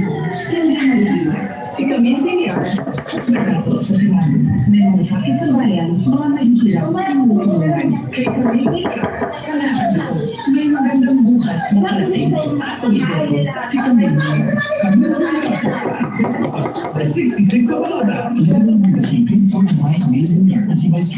Kinakatok na tuloy ako. Dali lang. Okay na. Ready na tayo. Pagsakan. Kutsala, good morning, brother. Tagasan ka? Good morning sa mga city, brother. Okay. May halo-halong tanong po. May halo-halong tanong po ako dito. Sige, sige, may halo-halong sagot din ako sa'yo. Ito muna. Paano malaman kung anong klaseng tao yung nasa paligid mo? Makikita mo yan sa ginagawa nila, brother. Yung ginagawa, doon mo mismo mapagpasiya mo rin. Pagka regular na nagnanakaw, magnanakaw yan. Pagka regular na nagiinom, lasenggero yan. Pag regular na babae, babayero yan. Pag regular na mabuti ang gawain niya, edi nagpapakabuting tao yan. Ganun. Follow-up question. Okay. Ito. Anong ibig sabihin ng ground zero sa Project 1M na page? Wala masyadong nagtatanong yan. Yung ground zero, yun yung kung saan nagsimula. Yun ang konsepto ng ground zero, kung saan nagsimula. Ang konsepto ko ng ground zero, meron kasing mga tao na yung simula ng pagbabagong buhay, o simula ng katinuan, o simula ng paggawa ng pera, o simula ng pag-iipon, o simula ng pagpapakatalino nila, o simula ng pagkilos nila, nagsimula dahil sa Project 1M. Kaya ako tinawag na ground zero kasi may mga tao na yung Project 1M talaga yung naging tulay nila para makapagpatino sila sa sarili nila. May mga tao naman na yung Project 1M yung naging simula kung paano sila umalagwa sa buhay, paano sila nakaingat. Yun yung dahilan kung bakit tinawag ko na ground zero. In fairness, ngayon lang may nagtanong ng gano'n. Follow-up question ba? Ito pa. May hangganan po ba yung lugar ng langit? Kasi walang hanggan yun eh. Hindi ko alam. Hindi ko alam. Pero ang malamang yan, possibility is hindi yan bound by space and time. So hindi ko ngayon alam kung ano itsura doon. Meron akong konting idea kasi may sinasabi ang Biblia at saka Quran. Pero other than those things that were written thousands of years ago, hindi ko alam. Diretso, hindi ko alam kung may hangganan. Yun ang sagot ko. Follow-up question. Thank you. Okay na? Ipagpalagay na natin na nahatulan na ng Diyos ang lahat ng mga tao. May nasa impyerno na, may nasa langit. Ngayon, ito yung tanong ko. Possible po ba na magkaroon ulit ng kapareha kay Satanas katulad ng dati? Or different scenario na magkagulo sa langit? Ang sabi sa Biblia, hindi papasok doon ng anumang bagay na karumal-tumal. So doon sa possibility, maliit ang chance masyado doon.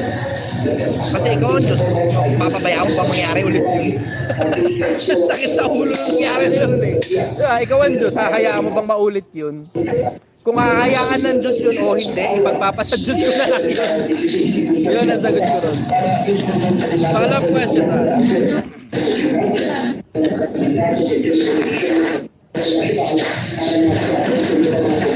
Okay ka na?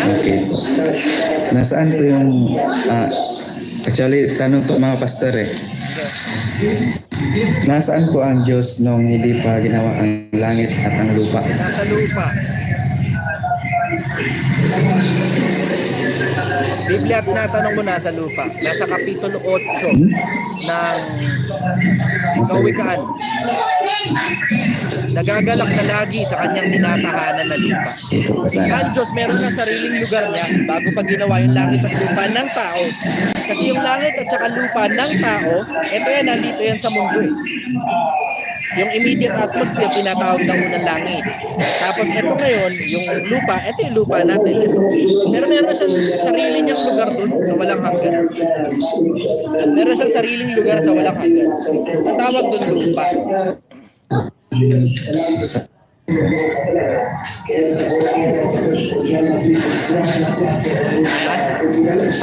Ito pa.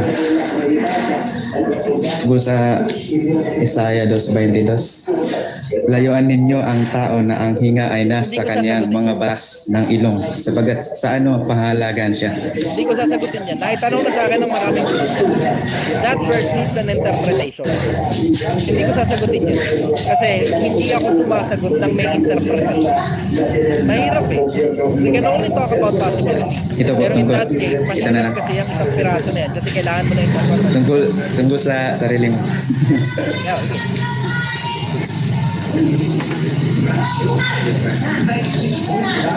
Ano ang sekreto bakit di sa beliefs ka? Pati si Francis ang pula ng labi dahil subayan sa sinigang. Hindi kita masasagot niya, brother. Si Francis hindi naninigura niya, ninigarilyo. Ako hindi ko masasagot niya. Hindi ko alam, genetics na yan. O baka siguro yung filter sa TikTok, hindi ko alam. Ewan ko. Hindi ko masasagot niya yan, brother, sa genetics yan eh. Hindi ko kaya sagutin niya, brother. Hindi nasagot ko ron. Follow-up question. Sige po. Okay ka na? Ano po kaya sekreto ng tomboy? Bakit napapay nila ang babae? Ano ulit?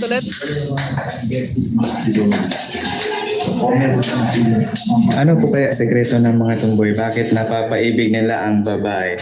Kasi babae rin sila. Naiintindihan nila kung paano tumatakbo ang isip ng mga babae. Alam nila yung mga gusto ng babae. May mga babae na tumama na sa mga lalaki. Kaya nagsasettle sila sa parang lalaki. May mga iba naman, yun talaga yung trip nila. Gusto lang talaga nila ng tomboy. May mga iba naman, tomboy din sila. Yun ang gusto talaga nila. Exactly. Yun. Okay po. Yun lang po. Okay, brother. Thank you. Maraming salamat, brother. I love you. I love you too, brother. Bye-bye. Okay. Putang haba ng listahan. Okay, isa-isayin na natin to.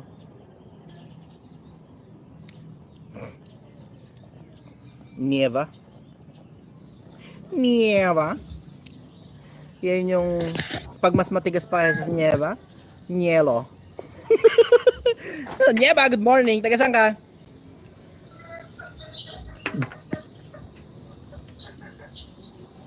Good morning, Nieva. Taga saan ka? Ay, hello po. Hello, good morning, sister. Taga saan ka? Taga Laguna po ako. Okay. Anong tanong mo, sister? Actually, nakikinig lang po ako sa live ninyo at na-amaze ako sa mga ideas na meron kayo na nakabase sa Biblia o sa sariling pananaw. Wala naman po akong masyadong tanong kasi alam ko din naman na ang purpose ng buhay ay hindi para magpayaman or yun. Okay na po ako. Ligaya. Sino na lang gusto mong batiin, sister? Wala naman po. Kayo na lang po. Good morning po. Good morning din sa iyo, sister. Bye-bye. Bye-bye po. Okay. Next time. Walang yan. Lalong humaba yung listahan, hindi ko mo konti. Ay, akala mo pag binilisan mo yung pagsagot ko konti, hindi, lalong humaba. Sabi sa'yo, nagkakahiyaan lang kanina eh. Aloha, good morning. Good morning, boss. Taga saan ka, brother? Taga Mindanao. Mindanao. Higit nun. Okay. Ano tanong mo, brother? May tanong lang ako tungkol doon sa sinabi mong pag-iipon. Kasama ba doon ng kakainin mo araw-araw? O ano ba? Kasama doon yung kakainin mo araw-araw. Ano ibig ko sabihin? Hindi yan sa konseptong hindi ka kakain, hindi ganun. Katangahan yung kay stupido, mamatay ka nun. Pero kailangan ba talaga mag-Jollibee ka o baka pwede magluto ka na lang ng ginisang kangkong sa bahay? Diba? Kailangan ba talagang bumili ka sa karinderya o baka pwede naman magbaong ka na lang? Kailangan ba talagang mahal yung pagkain? Baka pwede namang masustansya na mura. Gulay. Yung iba kasi ang gusto, puro karne-karne. Eh puta, okay lang naman na kumain ka ng karne-karne. Nga lang, babagal yung pag-iipon mo pag karne-karne ng karne. Bakit? Mahal yun eh. Pero pag naggulay-gulay ka, gulay-gulay, malalakas na nga yung katawan mo, bibilis pa yung pag-iipon mo. Ganun. Gets mo?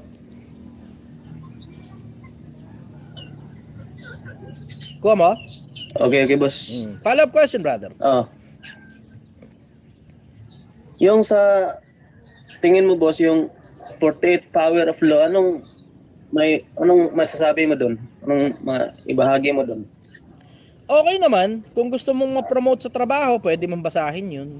Kung gusto mong umalagwa ka sa buhay tungkol sa konsepto ng respeto sa'yo ng mga tao, pwede mong basahin yun.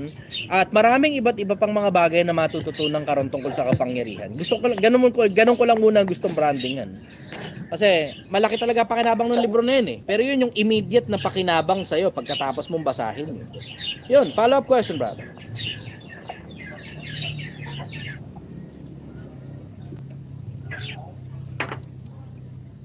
Okay ka na? May tanong ka pa?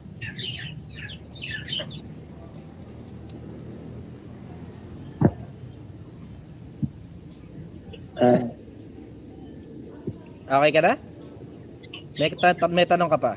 Yun lang po sa ngayon, brother. Okay, sige. Okay na. Thank you very much. Bye-bye. Gakat mo na isa pa. MLBB. MLBB. Mobile Legends BB. Mobile Legends Bangbang. Good morning, brother. Taga saan ka? Lalaki to, surefire. Brother, taga saan ka? Sayang, wala. Si MLBB. Malamang bata ito. Sayang, gusto ko pa yun pa yung mga gusto kong kausap eh. Mga bata-bata. Para ba nag-ML pa. Brother, good morning. Taga saan ka? Wala. Okay. Bigyan tayo ng isang malupit-lupit. Dalawa na lang. Tapos na tayo mag-live. Chef Benj. Good morning, brother. Taga saan ka? Taga Antipolo, sir. Kapit-bahay. Okay. Anong tanong mo? Sir, may question lang ako regarding sa parents and children relationship. Okay. Bakit minsan yung respect, mas marespeto ba sila sa mga tiyuhin na sa katsahin nila kaysa mga magulang nila? Isa sa mga pinakamalalaking pagkukulang doon, yung mga magulang din. Kasi too much familiarity breeds contempt, di ba? So that's one part of it. Kapag ka masyadong familiar na sa'yo isang tao, lalo na nasa loob ng sarili mong bahay, alam mo nang bawas talaga ang respeto dyan eh. Pero isa sa mga pinakamalalaking arsenal na pwede mong gamitin dyan, yung pagtuturo ng respeto. Kasi in case hindi ninyo alam, ang respeto itinuturo. And there's that part of respect that is grounded in fear. Takot. So kailangan sa umpisa, matuto ang mga anak ninyo ng konsepto ng pagmamahal, kasabay na rin nun konsepto rin ng takot. 22:6 ng Kawikaan. Turuan mo ang bata sa daan na dapat niyang lakaran, pagka siya'y tumanda, hindi niya hihiwalayan. 22:6 yun. 22:15, ang kamangmangan ay nababalot sa puso ng bata, ngunit ilalayo mo ito sa kanya ng pamalong pangsaway. Kahit sa Biblia, sinasabi, paluin mo bata. Meron nga isang talata, sinasabi sa Biblia, paluin mo ang batang maminsan-minsan at hindi siya mamamatay. Ilalayo mo ang kanyang kaluluwa sa kamatayan. Paluin mo bata. Kailangan yun eh. Ngayon sabi mo, di ba child abuse yan? Magiging child abuse lang pag sa ulo mo pinalo. Di ba? Ay sabi mo, hindi ba nakasulat sa Biblia kahit sa batas kahit anong paraan ng pamamalo, bawal. Kung wala namang magsusumbong na pinalo mo sa puwet yung bata, wala ka ngayong bagansya. Pero dun kasi yan sa konsepto na turuan mo kasi muna yung bata. Huwag kang palo ng palo para kang tanga nun. Palo ka na lang ng palo tapos hindi naman naiintindihan ng bata kung ano batas mo. Basta mo na lang pinalo. Diba? Papakabisado mo sa bata ay batas mo. O anak, dapat bago mag 6:00, nandito ka na sa bahay. So babantayan mo ang oras. Bakit? Kasi alam mong hindi ka mapapabuti pagka lumalabas ka ng mahigit sa 6:00 ng gabi dahil bata ka pa. Pag tumanda ka, pwede na. Lalo na kung nagtatrabaho ka pang gabi. Pero wala namang dahilan para nasa labas ka ng gabi. Wala ring dahilan para manatili kang nasa labas ng gabi. So 6:00 dapat yung punto nandito ka na. Pag hindi ka sumunod sa batas ng papaluin ka. Papaluin. Ganon bagsakan. Kaya papakabisado mo sa bata, batas mo. May oras ng huhugas ng pinggan. Kasi hindi ka pa marunong magluto, huhugas ka pinggan. Pagkatapos kumain, O tapos pagka maliligo, tapos papasok sa school. Hindi ka pwede malate, hindi pwedeng umabsent, maliban masama ang pakiramdam o may sakit. Mag-aaral ka na mabuti. Ang grades dapat laging nandito. Pag palagay mo hindi mo naiintindihan, sabihin agad sa akin alin ang hindi naiintindihan. Para hindi ka mapapalo.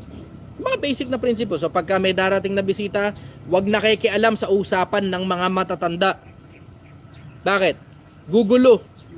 Ikaw rin, pag nakikipag-usap ka, hindi mo gustong ginugulo ka.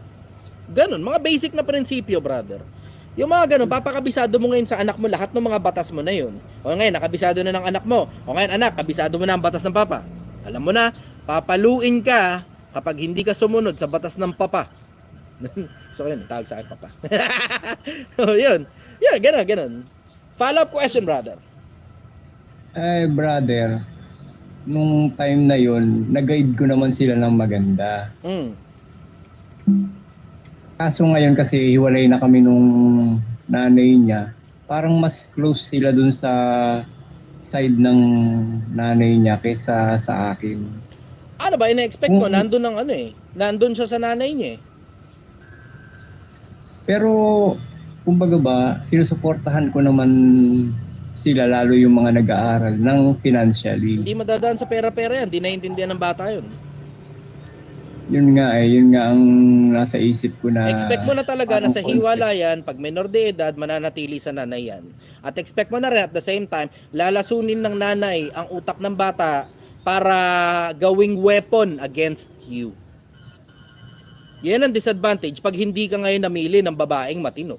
Darating ang panahon, maghihiwalay kayo. Pag naghiwalay kayo, gagamiting weapon yung anak mo against sa'yo. Disadvantage yan. O ngayon, ina-expect mo na talaga yan.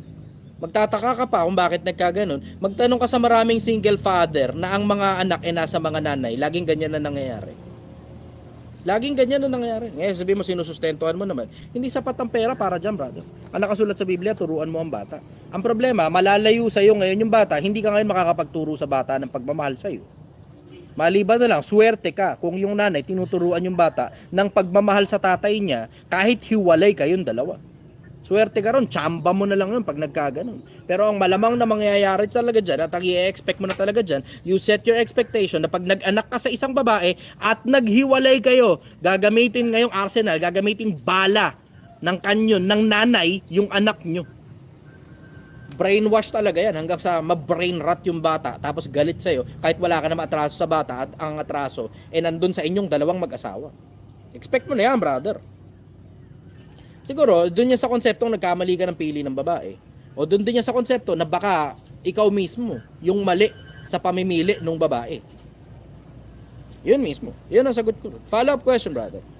Kung tatanungin mo sa akin kung anong gagawin mo sa ganon, magsustento ka na lang, pero alam mo, diretso, mahihirapan ka na sa ganyan. Mas madaling gumawa ka na lang ng bagong anak na hindi ko sinasuggest. Kasi pag hindi mo inayos ang sarili mo, uulitin mo lang ulit yung parehas na nangyari.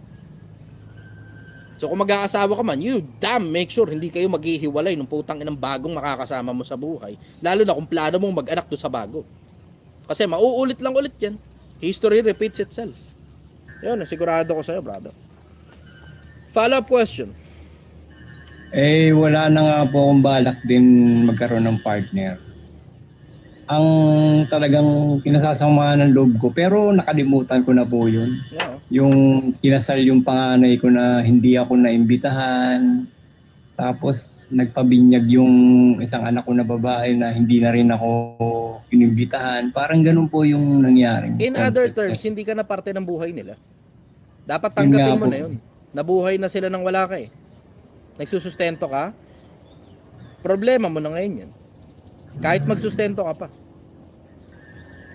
Ganon talaga yun. Ganon talaga ang mangyayari. As soon as maghiwalay kayo, gagamitin talagang weapon sa'yo yung mga anak. Tapos, i-alienate na ngayon sa'yo yan. Yan na yung anlayo sa'yo ng kalooban ng mga bata kahit nagsusustento ka pa. Ganon talaga. Expect mo na yun pag maghiwalay kayo. Nakakalungkot lang po talaga kasing sipin na wag mo na lang isipin. Yun ang resolution. Wag mo na lang isipin. Ibigay mo lang yung para sa kanila, tapos wag mo na lang isipin. Bakit? Tingnan mo, mag-iisip ka, what good does it does to you? Anong magagawang buti sa'yo na mag-isip ka ng mga bagay na hindi maganda, na negatibo tungkol doon sa bagay na nangyayari sa buhay mo? Pag nagkamali ka ng tinutukan sa buhay mo, magiging miserable ang buhay mo. Magiging miserable ang buhay mo pag nagkamali ka ng tutok. Tumutok ka sa negatibong parte, kasi tinan mo, sa buhay natin, merong negatibo, may positibong parte ng buhay natin. Pag tumutok ka sa negatibo, durug ka dyan, cause ng depression yan, brother, cause din ng anxiety yan at the same time.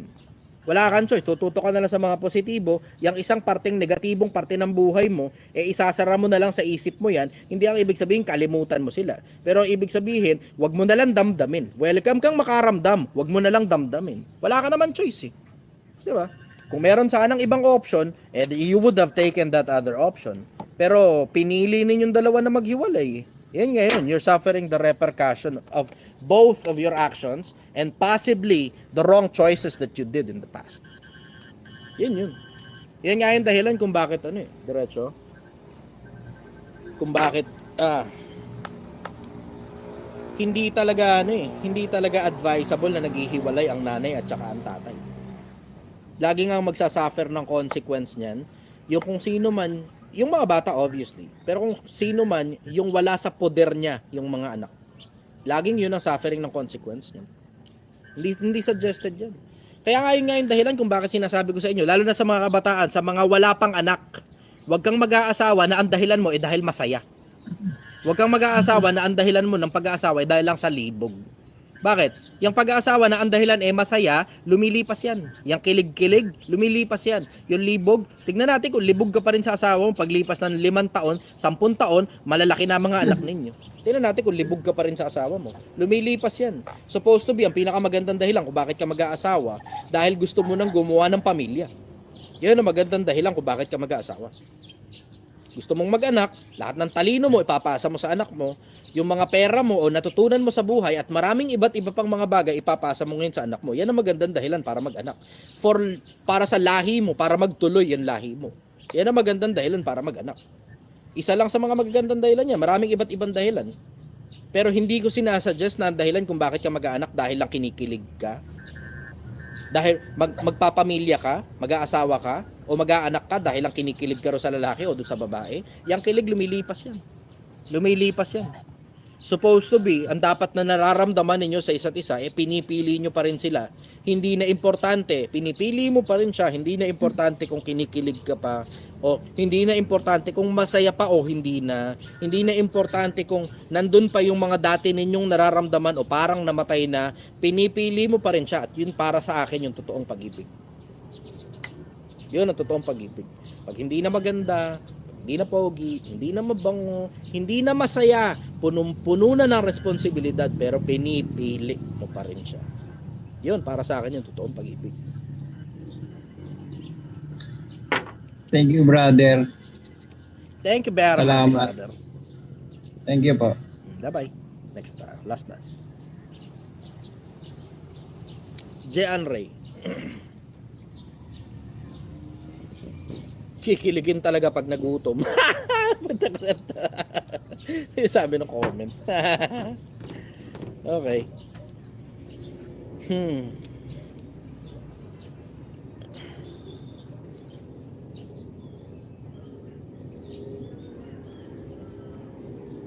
Ito si user.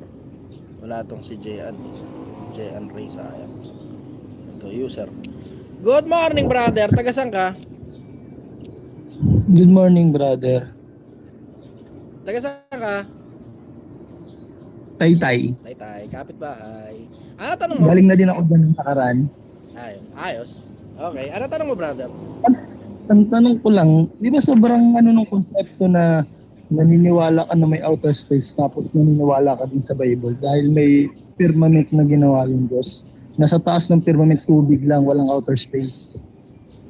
Mahirap paniwalaan yan parang flat earth theory yata yan Doon galing yan Oo. Yung konsepto kasi na merong mga planetang bilog, bakit pagdating sa mundo flat nakalimutan hanginan? 'Di ba? Yung mundo, yung buwan, pero para kasi lumalabas lahat lang yung CGI.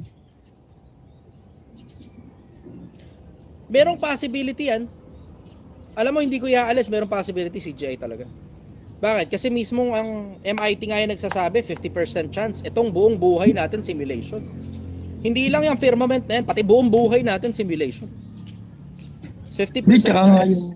yung mga picture ng Earth sa Google, lahat iba-iba. Ibig sabihin, wala pa talaga nakakalabas ng Earth. Diretso yung tungkol sa picture ng Earth, meron talagang magkakaiba doon kasi ang dahilan, iba-iba naman talaga itsura ng mundo kapag lumabas ka talaga sa outer space kung makakalabas ka man sa outer space. Pero yung kahit ano lang. Alam mo, gumagalaw yung mga gumagalaw yung mga tectonic plates. Tapos gumagalaw din pati clouds. Tapos gumagalaw din pati yung mga bansa na nandoon sa mga yun, diba? So maraming naggagalawan talaga, kaya hindi mo talaga i-expect na for thousands of years ay mananatiling ganyan na itsura niyan. Pero ba't hindi kaya sila makapaglabas ng footage na video outer space na umiikot talaga yung planeta? Puro pictures lang. Meron naman. Meron sa ISS, International Space Station. Meron silang live feed nun, brother. Yun nga lang, medyo malapit talaga sa mundo. Kasi dyan lang sa paligid lang Hindi siya talagang nasa labas talaga ng mundo. Ayun nga, siya sa low-lying orbiting, parang yung orbit ng mundo na parang, alam mo yun, hindi pa siya considered diretso na nasa malayong parte ng outer space. Dito pa lang siya, somewhere dito banda. Dito. Ito yung mundo, dito banda. Ganun. Tapos makikita mo doon, umiikot talaga. Tapos nakikita mo. Tsaka yung mga naglalabas ang footage nung fake yung moon landing. Yun, merong possibility fake talaga yun. We're only talking about possibilities kasi we will never know. Hindi naman naaminin ng NASA na pinake nila yan Diba? Inaano ko lang na sobrang contradict niya dun sa paniniwala sa Bible tsaka paniniwala sa outer space. Dun kasi maraming naguguluhan talaga. Oo. Diretso, kung hindi ako masyadong nalilito dun sa konsepto na yun Ang dahilan kasi wala naman talaga akong pakialam Ang pakialam ko maging mabuting tao, hindi naman ako makakalabas sa outer space Diba? Yun ang pakialam ko. Ang pakialam ko maging mabuting tao. Hindi ko planong pumunta sa outer space. Although yung pangalan ko ipapadala sa Mars, alam mo ba? Kwento ko sa'yo, ipapadala yung pangalan ko sa Mars, putang ina. pero kung yung pake mo, yung sumapunta sa kabilang buhay, that isa lang yung paniniwalaan mo dun Hindi naman ako obligadong isa lang ang paniniwalaan dun Bakit? Hindi nga natin alam kung may kabilang buhay ba o wala Diba? Yung konseptong hindi mo alam kung may kabilang buhay ba o wala. Yung konseptong hindi mo alam kung may Diyos ba talaga o wala. Hindi mo alam kung may mga anghel, may jinn, at kung ano-ano pa. You will never know. Bakit? Wala naman tayo nakita Wala rin naman tayo narinig. Ang pinagbabasihan lang natin, mga lumang libro. Pero ito isa sa mga bagay na pinagbabasihan ko tungkol sa mga bagay na dito sa mundo na to at tungkol sa outer space. Ang isa sa mga pinakamalalaking bagay na pinagbabasihan ko, hindi ang mga bagay na yan, parang, alam mo yun, maraming conspiracy theory tungkol dyan. Ang isa sa mga pinakamalalaking pinagbabasihan ko dyan, diretso brother, yung mga magkakalabang bansa pare-parehas ang sinasabi. Yung mga presidente ng mga magkakalabang bansa, pare-parehas ang sinasabi. Palagay mo ba, halimbawa, inimbento lang ng Amerika yung konsepto na yan, palagay mo ba di papalaga Russia at ang North Korea dahil kalaban nila yung bansa na yun? O putang ina yung mga bobo kayong mga Amerikano, tinatarantado lang kayo ng NASA, at yan, totoo niyan, flat talaga ang mundo. Flat. Paano nagkakasundo sila? Lahat ng presidente sa mundo nagkakasundo. Tapos, yung mga yan, na flat daw ang mundo, galing lang sa mga maliliit ng mga tao, na yung iba dyan nag-resign sa gobyerno, tapos yung iba dyan tinanggal sa gobyerno, at kung ano-ano pa, yun totoo. Nagkakasundo talaga lahat ng presidente ng mga magkakalabang bansa. Kung ikaw ang presidente, hindi makakipagkasundo ka ba ron? Merong astronaut na taga-Amerika, may cosmonaut taga-Russia. Magkalaban yan dalawa na yan pero pareha silang may access sa ISS, International Space Station. Tinan mo, 'di ba? Sa akin, simple lang naman ang pinagbabasihan ko diyan. Ang pagandang basihan diyan, pag yung mga magkakalaban pare-parehas ang sinasabi, malaki posibilidad totoo yan. Magkakalaban sila Ikaw ang presidente ng Russia, di mo sasabihin, putang ina nyo, tinatartado lang kayo. Nakalimutan hanginan yung mundo, mga tanga, plat yan. Ganon. Gets mo yung konsepto na yun? Yun isa sa mga bagandang basihan Kasi tinan mo, pansinin mo, kahit sa Pilipinas isipin mo yung konsepto na kapag ka-presidente ka ng Pilipinas, ibig sabihin naihalal ka na ng mga tao. Ngayon, lahat ng mga presidente ng Pilipinas, pare-parehas ng sinasabi tungkol sa konseptong bilog ang mundo. Imposible naman puta. Flat pala ang mundo, 'di ba? May sari manok tayo diyan may ano tayo may sarili tayong satellite Hindi ba naman natin nakita na flat pala ang putang inang mundo na 'to? 'Di ba? May sari manok tayo yung sa ABS-CBN na ni-launch. Oh, nakikisuyo tayo ron sa sari manok natin na sarili nating ano. O Ibig sabihin meron na, tayong sarili nating monitoring dyan sa ibabaw at lumulutang pala dyan. Hindi mo ba makikita ang plat pala mundo? Gets mo yun? Ibig sabihin nun, doon pa lang sa pagiging bilog ng mundo, pinapatunayan na hindi totoo ang Diyos. Anong kinalaman ng pagiging bilog ng mundo? Hindi totoo? Sa firmament, ano ba pagkaunawa mo sa firmament?